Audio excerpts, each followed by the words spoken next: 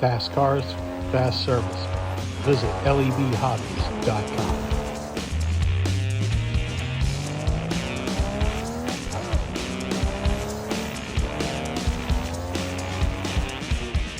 Alrighty, folks. Yes, another blip shift shirt, the hippie Porsche.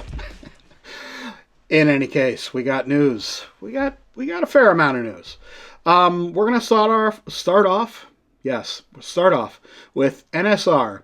They have a bunch of their Reparto Corsa cars that are going to be coming in. They're just showing these now on Facebook, so it's going to be a little bit, probably the end of the month, I would say. End of next month, I would say. That's just a guess, though.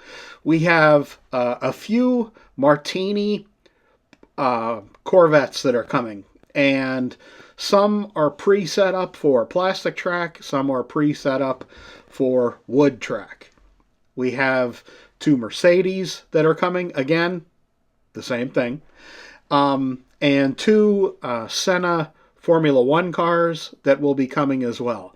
The interesting thing with the Reparto Corsa cars is they're pre-setting up kind of how they feel the car should be set up, particularly for each kind of track surface, which is a really interesting idea. We've talked a lot about this before in the past, we being pretty much everybody that has a YouTube channel. And it's just kind of interesting that they're giving folks a jumping off point, let's say, with cars that are supposed to be tuned, but they're kind of giving you a leg up because they're showing you kind of, okay, well, these are the parts we feel are the best for each application, which I definitely think is handy for most folks.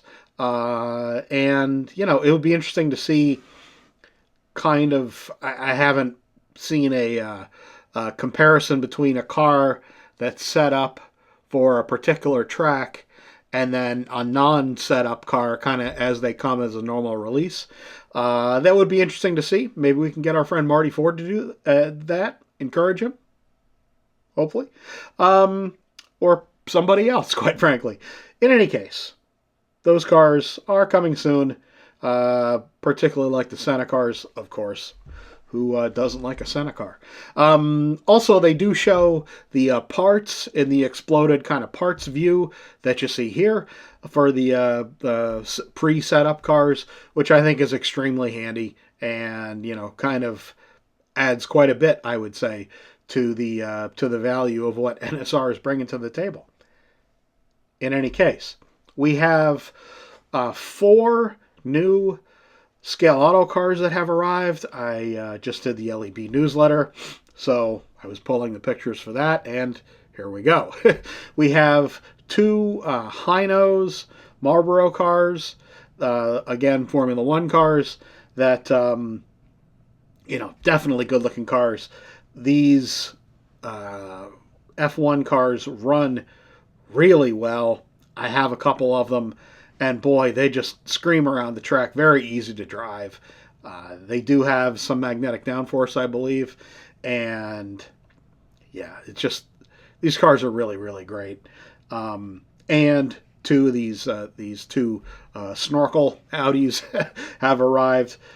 Very cool looking cars themselves. And, with Scale Auto stuff, they're always going to be really good performing cars.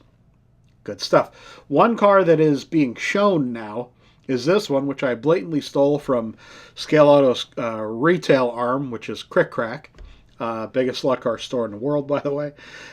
They have the pink NSX that you see here that will be arriving at dealers soon. Good looking car. You know me, I seem to have this thing for pink cars. Don't know why.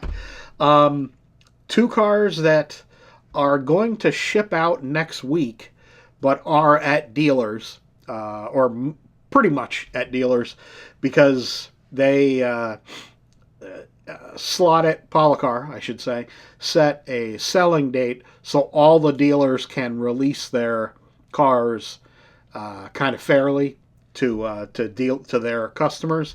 So Policar have the Ken Block Impreza that you see here, and the Slot.it Matra that you see here. They will be available. I believe the selling date is the 28th. I will be doing a video with both of these cars soon. And yeah, good stuff coming from those folks. All right, everybody, stick around through the racing and show news. I have added another couple shows to the roster here, I guess you'd say. So stick around and we will talk about, we'll talk about something.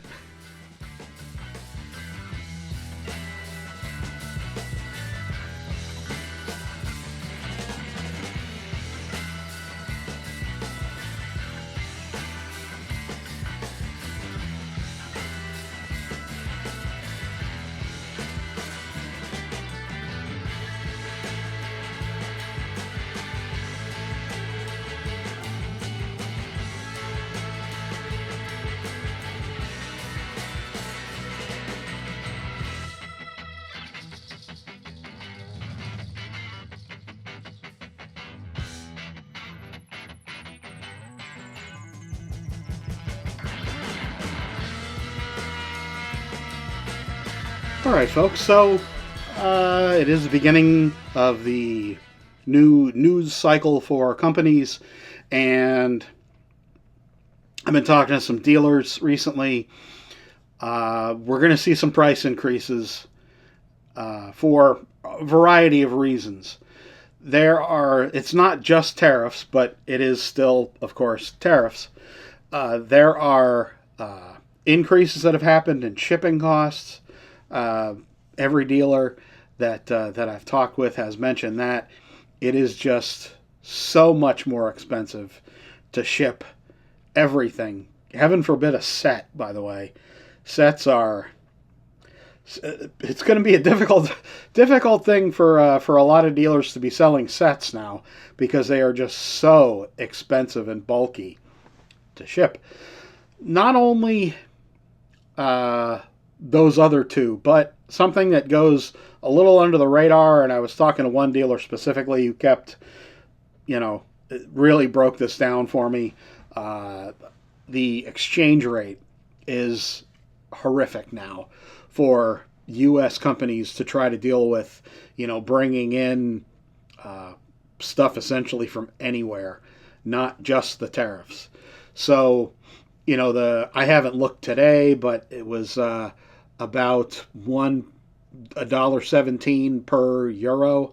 So that minor, which is not so minor, difference in the exchange rate for the dollar to the euro really, really cuts in, along with the tariffs, along with the shipping. Some dealers are barely making a profit. A couple dealers had talked about, it's the possibility of them dropping certain lines because it's just too expensive and the profit margin isn't there to carry certain lines. Certain companies or certain distributors in the U.S., let me just say, are charging or only allowing their dealers to make like 30% profit, which sounds like a lot, but it isn't, because in one case, that distributor is also charging for shipping. Someone's got to pay these costs. So it's either the dealer or the distributor, and then the consumer also pays because of it. That's how these things work, guys. So you're going to see a fair increase in car prices this year. Not only car prices, but car prices. Certainly a massive increase, I would say, in set prices, and frankly, availability of sets and simple track pieces themselves. It's getting a lot worse as far as pricing goes, and as far as, frankly, everyone's pain in the industry.